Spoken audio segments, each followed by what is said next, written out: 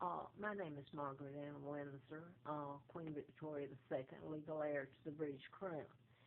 I was kidnapped from Buckingham Palace in 1941.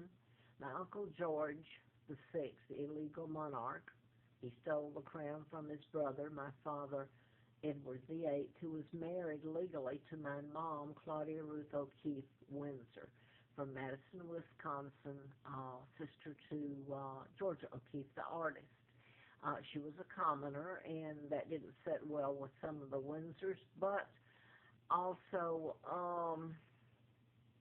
the New World Order was, the Freemasons stepped in with my uncle, and with Roosevelt, the president then, and Joseph Kennedy, who was ambassador to Great Britain then, to England, and they planned my father's downfall and kidnapping. Now then, an illegal or an imposter married Wallace Simpson, and that wasn't even my father, and a 99-year seal put on my birth and my father's illegal removal. And now then, here you've got Elizabeth, who's the illegal monarch, and I'm going to show the picture because I want to show you this. Here's Elizabeth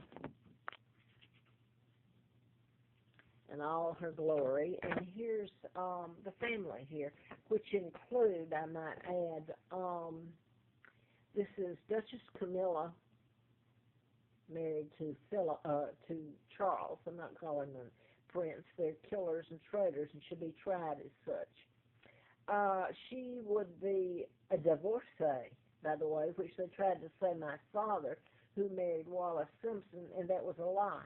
And she was a divorcee, an illegitimate child, I might add, since they put me down in Moulton, Alabama, and give me the name of Peggy Dempsey, who was dead, but illegitimate, and that's how they treated me. So here we've got Harry and Pippa. They would be considered commoners then if my mom was. Am I correct? You got Michael Middleton and Carol flanked by the Queen. I don't know. I'm sitting here in hell. Duchess Catherine. Prince Philip and Little George, who, of all things, was named after Elizabeth's father, who took down his own brother illegally and kidnapped his niece, the real monarch, and installed himself. And they represent the best interest of the United States. That being said, I want to go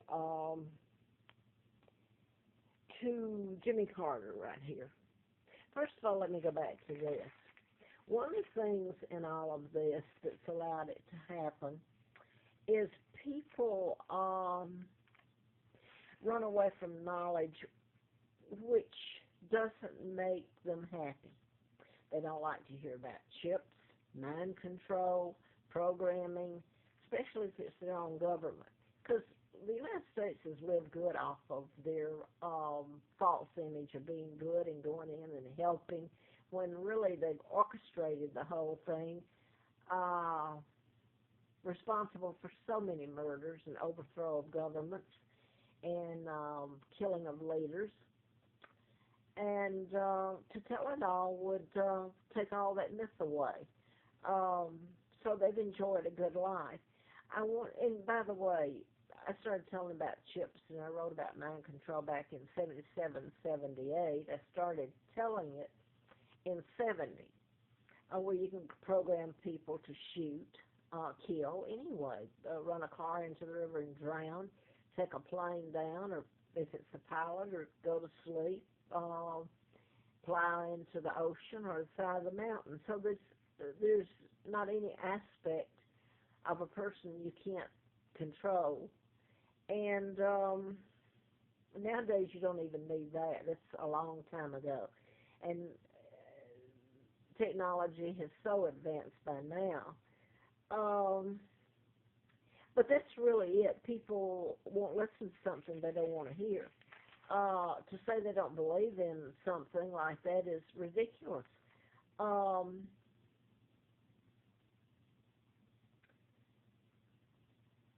So I wanted to go back to Jimmy Carter. This is a photo of him with Obama Okay, I'm going to show that.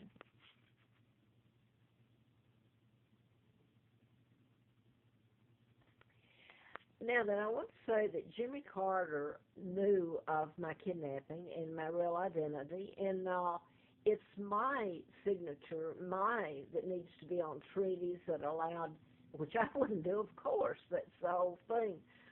United States put its bases all over British soil and used Britain as a launching pad.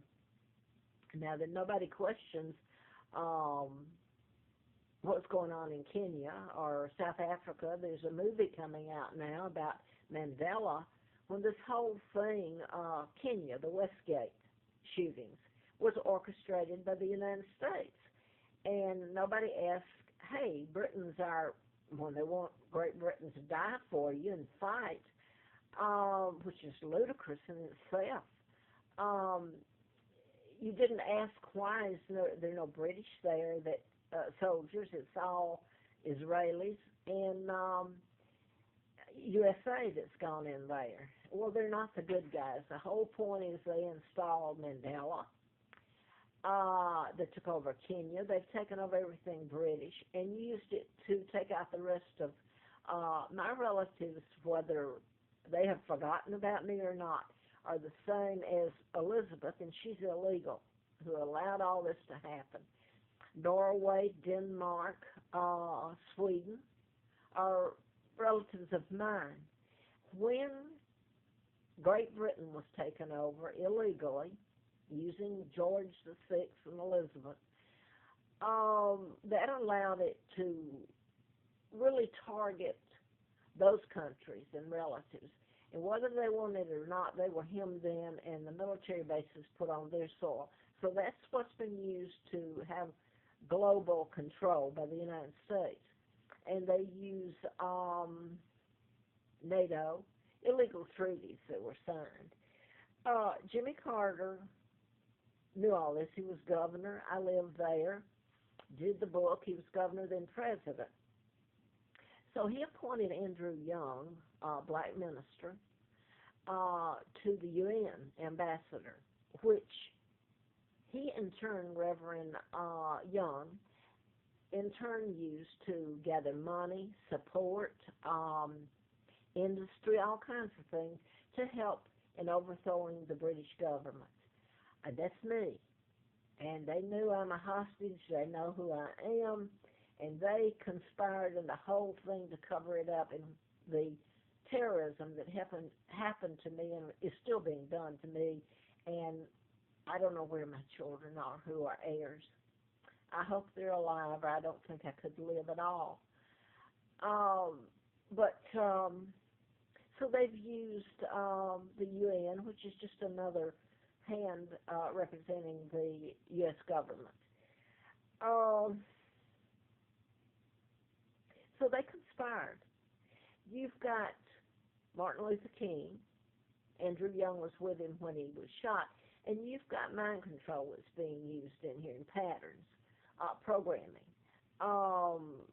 Just like Lee Harvey Oswald and the man that shot him suddenly had cancer. And this whole thing, it goes back to the Tesla files in the early 30s that were stolen, where you can program people, use mind control, and take the freedom to even think away from them. What's left if you do that? There's no civil rights left. And yet this has been covered up. So Coretta Scott King, Martin Luther King, Reverend Young, and I don't know how many more of the black communities and civil rights leaders has known about me and used it to take over everything British. So they conspired with the Kennedys and actually with the New World Order. Let's take Africa for one place. That's your oil. They got diamond mines. And now they've got a movie about Nelson Mandela, which is all part of taking everything from Great Britain, and you have to make someone bad for you to go in and look like the good guy. So to tell about me the truth would, seriously, If the truth is told, it would destroy their myth of being the good guys. They're cold-blooded killers, living a good life, and they aren't going to give it up, no matter what. So I've said that. I was flown out to Larry Flint's, in the campaign to replace Larry McDonald, a doctor that I wrote about in the book, a U.S. congressman. His plane was shot down by a Soviet MiG when it wandered into their airspace, 83. I was flown out there, and he helped me to support me in that candidacy. Now, he was shot while I was doing the book. He was in, he was in Lawrenceville, and the guy that shot him and killed his attorney was programmed to do just that. That was on March the 6th of 78 he was shot. So anyway, I haven't had any connection to Flint since then. I know he went to Butner federal prison and was tortured. His wife died under the same circumstances I'm speaking of, mind control used, and that's sad. I know that Ryder, who was her brother, when I was out there in October of 83, offered to help get my children and us together and expose this, and, you know, that happened, and then Mr. Flint's power of attorney was taken from him. So anyway, I'm just going to show this. It was in, they endorsed me in April of 84, Hustler.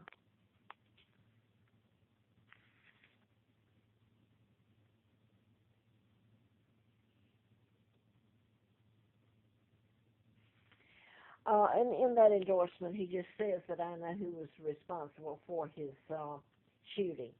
Now, I'm probably missing what I was going to say on this, but I'm going to put, these are later. I told about mind control murders that happened in the book I did prior to 77 and 78, but since then, it's one of the agencies, and I'll let you guess who it is, that's deliberately done it. Or how would you know that mind control was used? It's invisible weapon. So my life was mapped out, and it's been hell, sheer hell. But I'm going to show this. This was later, but if you find out, I came to Roanoke and October 86 because I was just shut down. And I lived in the, excuse me here, things aren't going so good for me at all. I lived in the National Forest on the Appalachian Trail, Full Heart Knob. It was a hiker's lean-to, way up, cold, freezing. Nobody would help me. In fact, they did the opposite. They ran me, all of it, sick.